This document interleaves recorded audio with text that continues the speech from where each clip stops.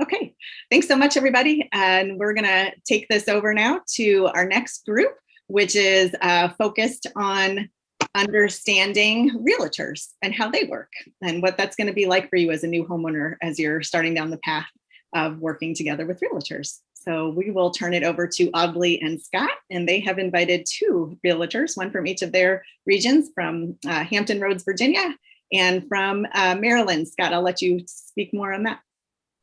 You bet. Happy to do so. Thanks, Charles and Maurice, for joining us today. We are going to explore what it means to be a realtor, how you can help clients. And so I think we'll just maybe get right into it and start asking you a few questions. So my first question is, why does a home buyer need a realtor? With everything that you can find online these days, can't they just research a home, trot on in there, check it out? Why does a home buyer need a realtor? I'll go first, Mo, on that one. I think a home buyer needs a realtor the same reason why Tom Brady needs an offensive line, right? The most important position in the buying process is the buyer. However, the buyer don't know what they don't know. So they assemble an offensive line to keep the buyer upright and protect his blind side. And most oftentimes buyers have blind sides, I call them, because they don't know what they don't know. And the realtor is the guy that facilitates the whole entire transaction and kind of keeps things together to protect the quarterback, or in this case, the buyer's best interest. So it is incumbent upon the buyer to get someone that they know, that they like, and that they trust, and that you truly vet this person out and their reputation, so you know that you have somebody that is an advocate for your best interest. Sounds good. Audley, do you have a question? I've been working with Charles for the last probably 7 or 8 years, and he has developed into one of the top 1% of realtors in Hampton Roads. Just kudos to you, Charles. And I actually top 5% of realtors in the country, if I'm not mistaken. And, one of the things that we actually do is to make sure that the clients stay within their means. And so, Charles, talk to us a little bit about that, if you wouldn't mind. Well, I always tell buyers, you don't live in the price, you live in the payment, right? I've never seen a person that go in foreclosure where they do not keep the house because it was listed at $250,000, but my realtor got me an amazing deal at $225,000. They actually lost the home because there was a little slip of paper that said amount due every month, and they couldn't afford that. And while it is amazing and it feels flattering to get a pre-approval for $300,000, there are many variables that the lender can't see. Do you like to go to Chick-fil-A every week like I do, right? Do you like to shop? Is there certain sneakers you like to buy? There's so many elements to your day-to-day life that the lender cannot see, that I encourage everybody to, though the adrenaline, the emotion, the excitement of, oh man, we got to ratify a contract. But the first thing you should do is pause and ask your lender and your realtor partner, hey, this is how much I can afford. This is where I want to stay. This is where I feel most comfortable, and work backwards from there. Because remember, the goal is to put people in homes, to stay in them, to build generational wealth, to close a wealth gap and not lose it. I'm sure Mo would agree with that. Right, Mo? Absolutely. I always encourage my clients, especially my first-time home buyers, to don't focus solely on trying to hit the home run with their first house being your dream home, right? Because I always tell my clients to use real estate as a tool to build wealth. So you get pre-approved, purchase something with that pre-approval, stay in it for a while, get some equity, and then you can use that money from that house to leverage to buy your dream home. So I see a lot of first-time home buyers, once it's easy for them to understand that part of the home buying process, then they're more on board to stay within their budget on their first house, and then put themselves in position to use some of the equity from the first home to buy the second. Thanks, Maurice. I'm going to stick with you for a minute. Home buyers might not know the difference between a buyer's market and a seller's market. Can you just briefly touch on that for a minute? Definitely. So right now we are in a seller's market. So what that means is the seller has the upper hand and that the inventory is low. So when the inventory is low, it's a seller's market. and you have to cater more to the seller's needs, which means possibly paying all your closing costs, closing quicker, or giving the current seller a rent back, which allows them to stay in the house even after you purchase it to give them time to look for a home. Now, if you're in the buyer's market, that means that you could possibly get a better deal on the house because there are more homes than buyers, and you have a little more leverage in regards with the seller, and then you may have a possibility of getting some seller subsidy or possibly coming to the table with no money down.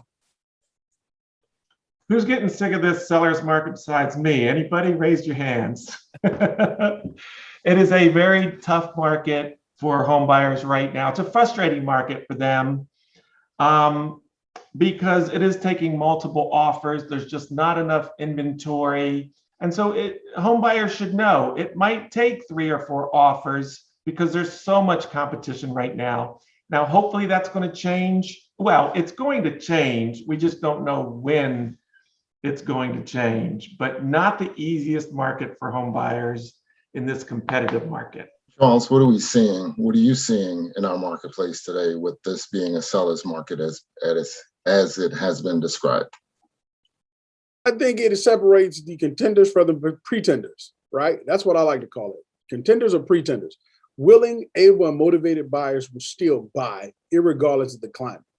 What I like and the market has encouraged is a motivated buyer, right? To be educated, to be well-rounded, to know what you are approved for, to know the parameters of your expenses, right? For so long, getting closing costs has been a luxury, but it's just that, it's a luxury. In true hindsight, it's an incentive to purchase, but it's not the norm, right? So now there's this new normal, but it enabled buyers to be more educated and say, I need X, Y, and Z, and to come to the table physically responsible. I encourage buyers to do everything you need to do from a lending standpoint to get fully vetted and approved. So that way, what you call it, Ali, approve the move, get it pretty much approved the move so you can just plug into that house. You have the financial elements of that thing already in place.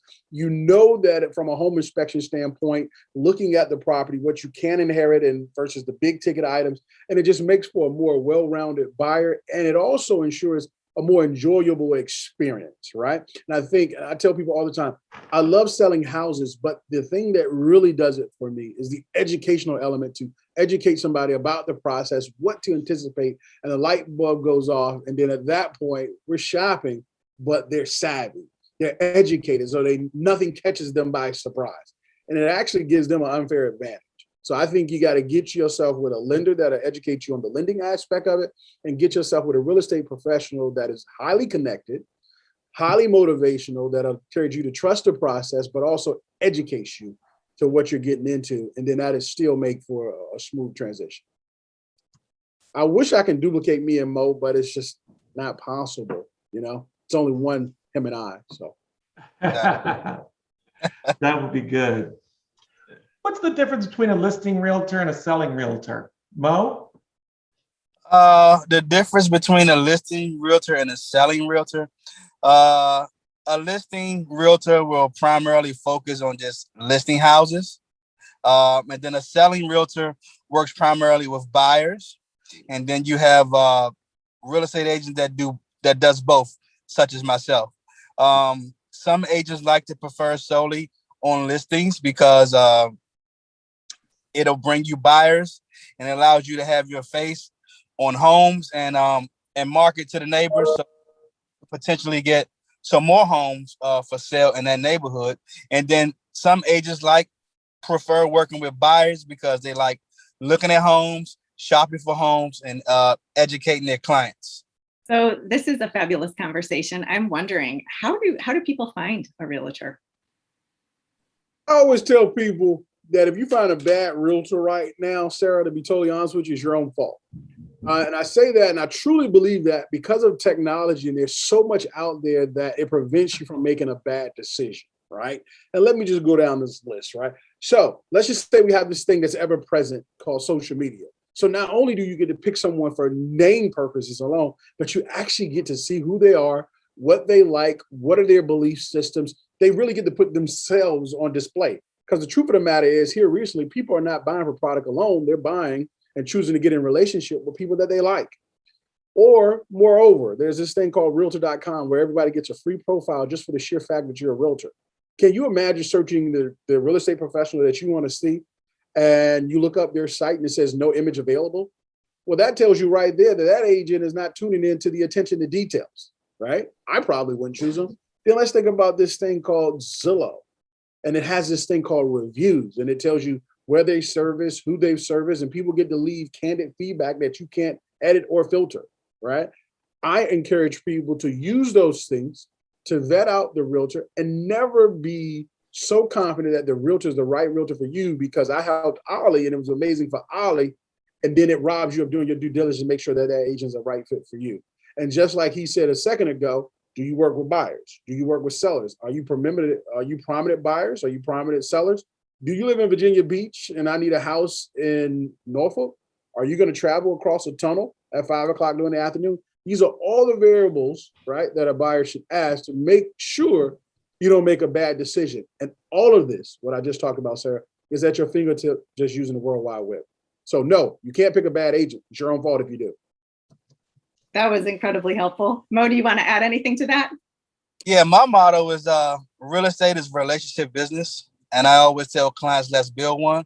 But at the same time, you have to earn their trust. So a lot of times you get clients that work with agents and they sign the buyer broker agreement and they feel like they're stuck. So they just stick with that agent because they signed the document. But if you have an agent that you're not happy with, you aren't stuck. You just let that agent know verbally or through email that you no longer want to work with them. And then you can find you a great agent. So a lot of times clients come to me and they've had bad experience with other agents. And then they come to me and then I kind of hit the home run and we get under contract. So definitely do your due diligence before you pick an agent. Look at the reviews. And also word of mouth is always still best for me. So a lot of times when clients come to you referred from past clients, it's usually kind of just starting that relationship off right.